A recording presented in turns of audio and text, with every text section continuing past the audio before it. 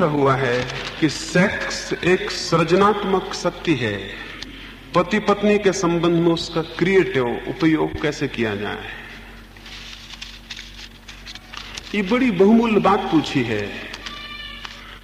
शायद ही ऐसे लोग होंगे जो इस तरह के, जिनके लिए इस तरह का प्रश्न उपयोगी ना हो, सार्थक ना हो। दुनिया में दो ही तरह के लोग हैं।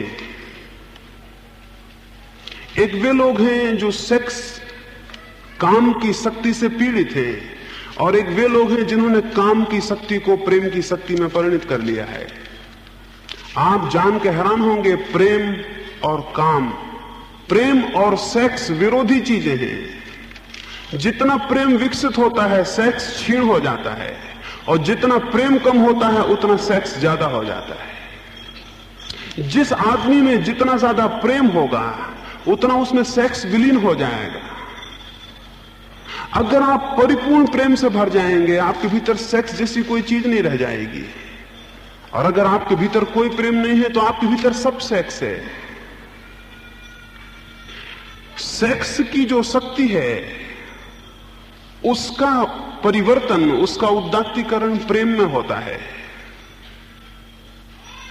इसलिए अगर सेक्स से मुक्त होना है तो सेक्स को दबाने से कुछ भी ना होगा।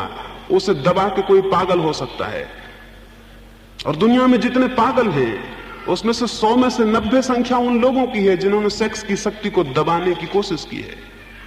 और यह भी शायद आपको पता होगा कि सभ्यता जितनी विकसित होती है उतने पागल बढ़ते जाते हैं, क्योंकि सभ्यता सबसे ज्यादा दमन सेक्स का करवाती है। सभ्यता सबसे ज्यादा दमन, सप्रेशन सेक्स का करवाती है, और इसलिए हर आदमी अपने सेक्स को दबाता है, सिकोड़ता है।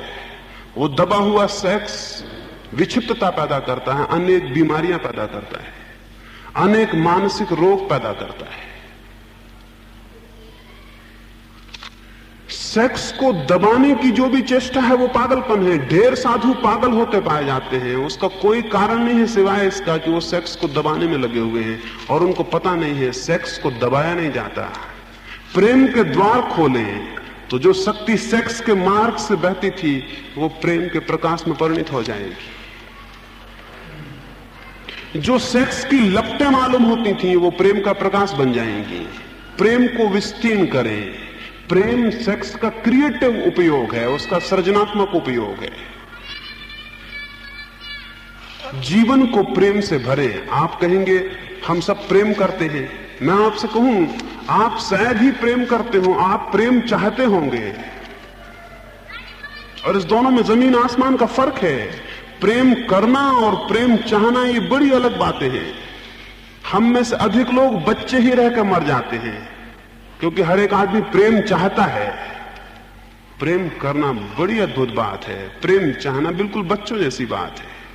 छोटे छोटे बच्चे प्रेम चाहते हैं, मां उनको प्रेम देती है, फिर वे बड़े होते हैं, वे और लोगों से भी प्रेम चाहते हैं, परिवार उनको प्रेम देता है, फिर वे और बड़े होते हैं। अगर वे पति हुए तो अपनी पत्नियों से प्रेम चाहते हैं, अगर वे पत्नियां हुई तो वे अपने पतियों से प्रेम चाहती हैं।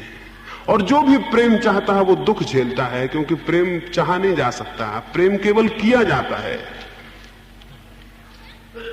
चाहने में पक्का नहीं है मिलेगा या नहीं मिलेगा, और जिससे तुम चाह रहे हो वो भी तुमसे चाहेगा तो बड़ी मुश्किल हो जाएगी। दोनों भिखारी मिल जाएंगे और भीख मांगेंगे। दुनिया में जितना पति पत्नियों का संघर्ष है उसका केवल एक ही कारण है कि वे दोनों एक दूसरे से प्रेम चाह रहे हैं और देने में कोई भी समर्थ नहीं है। इसे थोड़ा विचार करके देखना। आप अपने मन के भीतर, आपकी आकांक्षा प्रेम चाहने की है, हमेशा चाहते हैं कोई प्रेम करे, और जब कोई प्रेम करता है तो अच्छा लगता है।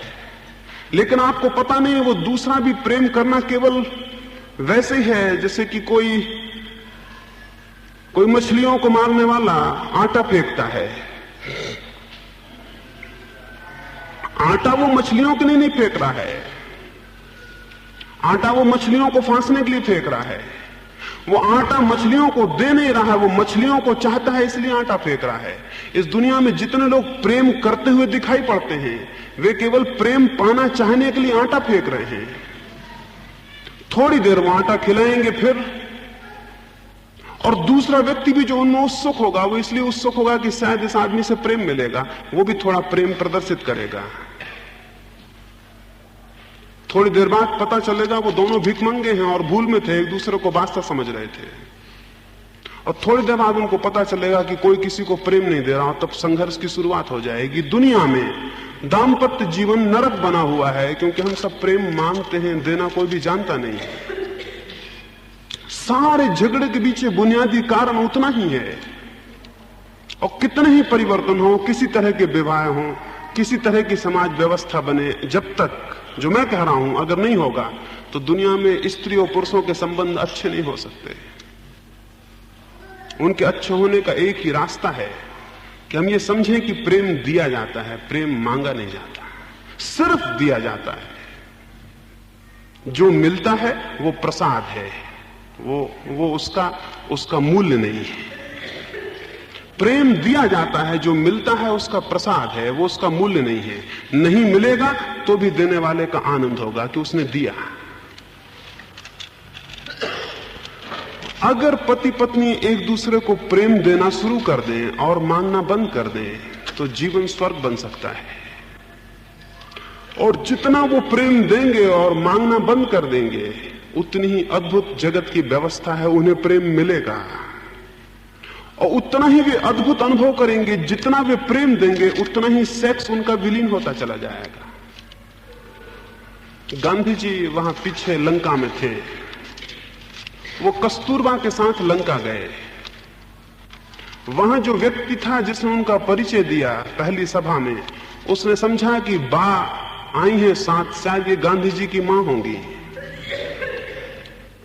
बा से उसने समझा कि गांधी जी की मां भी साथ आई हुई है। उसने परिचय में गांधी जी के कहा कि ये बड़े सौभाग्य की बात है कि गांधी जी भी आए हैं और उनकी मां भी आई हुई है। बा तो बहुत हैरान हो गई।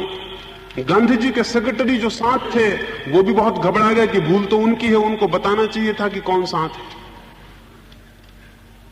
वो बड़े घबरा गए कि शायद बापू डांटेंगे, शायद कहेंगे कि क्या भद्दी बात करवाई। लेकिन गांधी जी ने जो बात कही वो बड़ी अद्भुत थी। उन्होंने कहा कि मेरे इन भाई ने मेरा जो परिचय दिया है उसमें भूल से एक सच्ची बात कह दी है। कुछ वर्षों से बा मेरी पत्नी नहीं है, मेरी मां हो गई है। उन्होंने कहा कुछ वर्षों से बा मेरी पत्नी नहीं है, मेरी मां हो गई है। सच्चा सन्यासी वो है जिसकी एक दिन पत्नी मां हो जाए, पत्नी को छोड़ के भाग जाने वाला नहीं। सच्चा सन्यासी वो है जिसकी एक दिन पत्नी मां बन जाए। सच्ची सन्यासिनी वो है जो एक दिन अपने पति को अपने पुत्र की तरह अनुभव कर पाए। एक पुराने ऋषि सूत्रों में एक अद्भुत बात कही गई है। पुराना ऋषि कभी आशीर्वाद देता था कि तुम्हारे 10 पुत्र हों और ईश्वर करे 11वां पुत्र तुम्हारा पति हो जाए। बड़ी अद्भुत बात थी। ये आशीर्वाद देते थे वधू को विवाह करते वक्त कि तुम्हारे 10 पुत्र हों और ईश्वर करे तुम्हारा 11वां पुत्र तुम्हारा पति हो जाए। ये अद्भुत कौन थी और अद्भुत विचार थे। इसके पीछे बड़ा रहस्य था। अगर पति और पत्नी में प्रेम बढ़ेगा तो वे पति पत्नी नहीं रह जाएंगे, उनके संबंध कुछ और हो जाएंगे और उनसे सेक्स विलीन हो जाएगा और वे संबंध प्रेम के होंगे। जब तक सेक्स है तब तक शोषण है। सेक्स शोषण है और जिसको हम प्रेम करते हैं उसका शोषण कैसे कर सकते हैं। सेक्स एक व्यक्ति का, एक जीवित व्यक्ति का अत्यंत गर्हित और निम्न उपयोग है। अगर हम उसे प्रेम कर सकते हैं तो हम उसके साथ ऐसा उपयोग कैसे कर सकते हैं।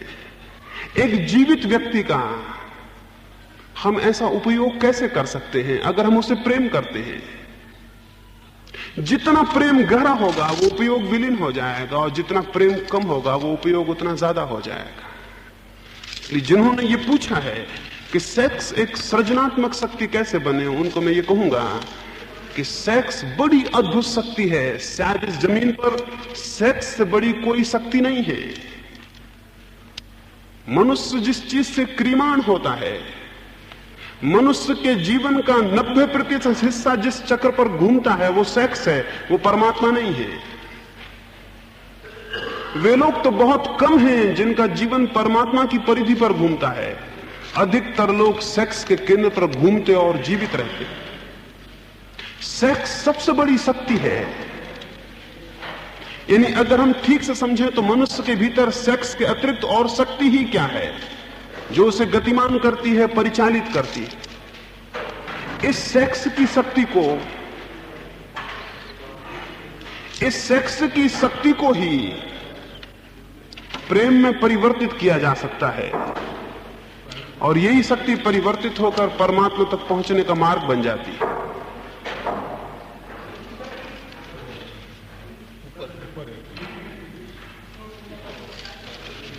ये